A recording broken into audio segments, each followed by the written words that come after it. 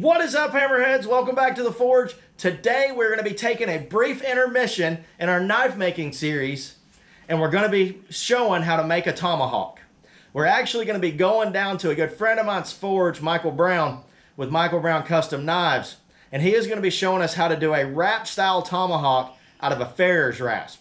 It's going to be a very cool video, guys, so stay tuned.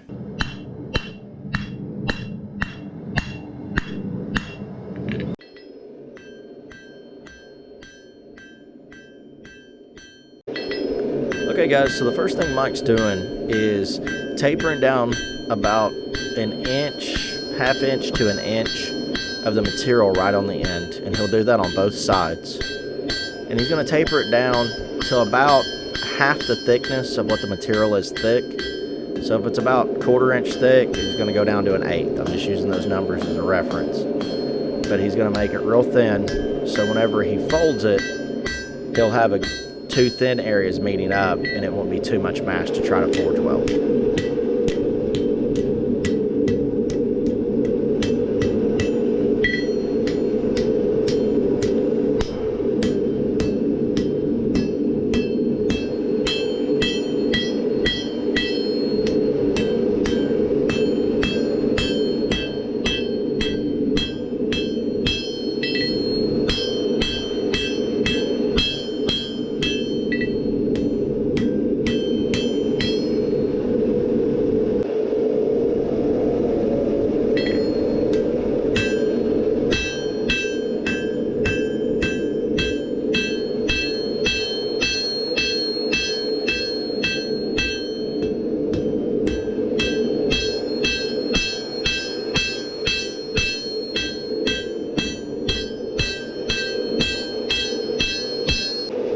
Point this out, guys. You can see on Mike's anvil that he has a mark and how he just measured his material with his hammer. It's a really good technique whenever you're trying to get stuff uniform, is to use your anvil as a marking point. So you just mark it with a soapstone, whatever length you're needing, and then you can come back to that point over and over again.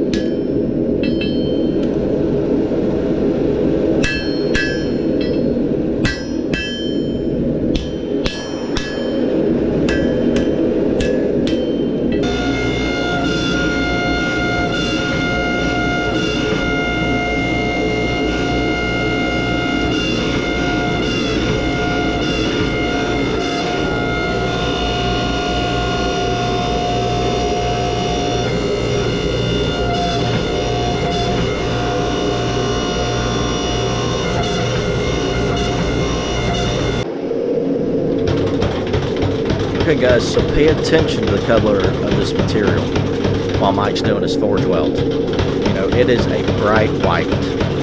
It's almost to the point of what you would call burning.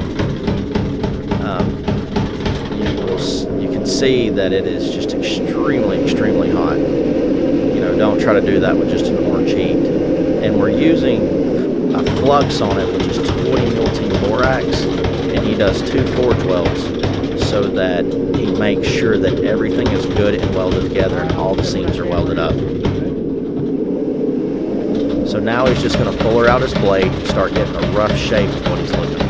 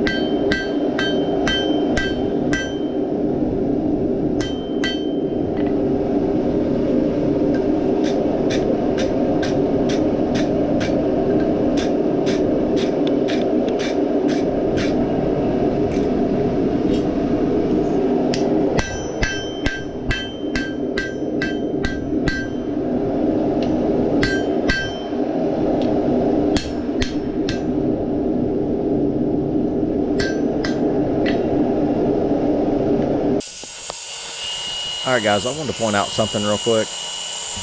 This Tomahawk was not quenched at all in this process until at the end. I'm stressing that. We just let it cool down and anneal on its own before Mike started doing the grinding.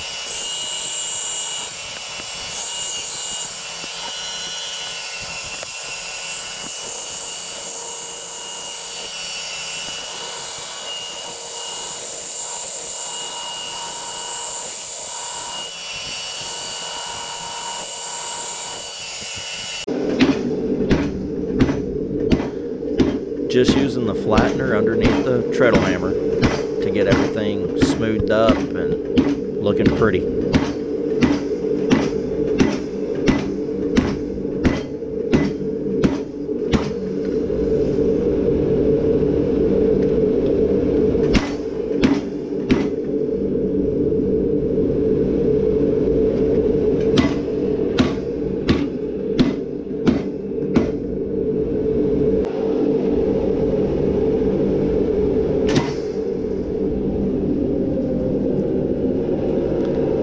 When you're drifting your eye for your Tomahawk, make sure that you keep that eye straight in line with your drift, and make sure you're driving the drift down just from the top, because that's the way the handle's made and goes in.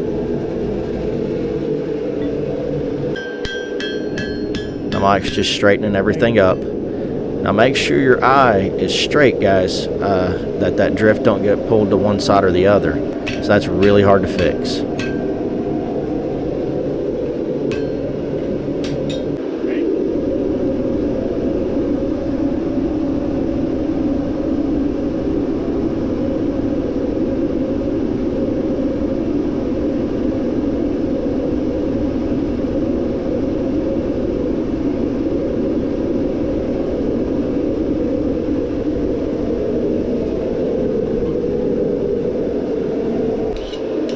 Alright, you can see that the Tomahawk is hard, and he's going to get it ready to temper, and he's preheating it in the forge with it off. Now he's just running the colors with the matte gas torch.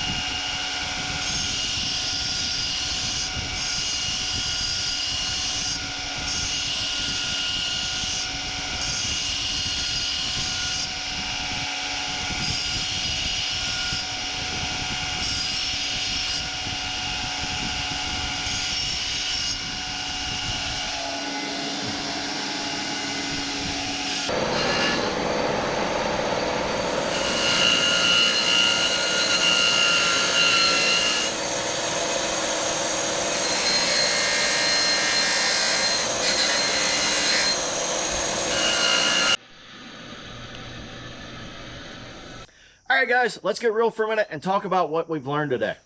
So, we made a Tomahawk. Mike showed the wraparound process and the forge weld process of how to do that. So a couple of very important tips when you are doing a forge weld. Make sure your material is very clean, that there is no forge scale or anything that can interrupt the adhering of the metal together. Use a good flux.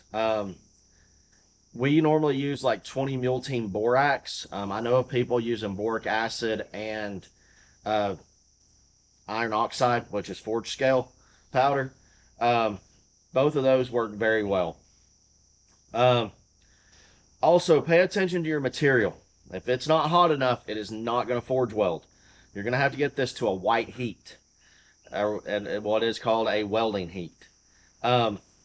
If while you're forge welding, if your material bubbles up in the center, when you go to run the drift in and it starts cracking and ripping down your seam of where your forge weld would be, you can't fix that. Now, sometimes it's just kind of a surface crack thing or something you can grind out, but that will not forge weld back together. I have seen where some forge welds around the eye will pull loose a little bit while you're drifting, but the rest of the weld will be perfect. That's fine. But if it starts pulling apart real bad in certain areas, you just can't fix it, and you got to scrap it.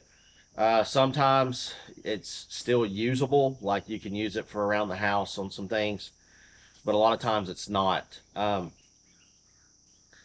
I don't care how good you are, how many times you forge weld, bad forge welds just happen. I've forge welded for years.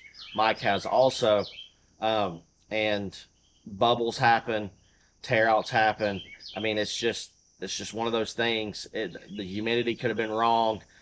You didn't hold your tongue right, kind of situation. You know, it's any of those factors. Anything can factor in for it not to weld. You didn't hit that spot at the right time. Temperature just wasn't there. I mean, I could go on a list on and on about everything why I didn't forge weld. But those are the main points on it, guys. We'll be doing a lot more forge welding in some later videos. I'll be forging out a Tomahawk. Just personally want to make another one. I haven't made one in a little bit. But yeah, guys, that's the video. I hope you enjoyed it. God bless. Keep hammering.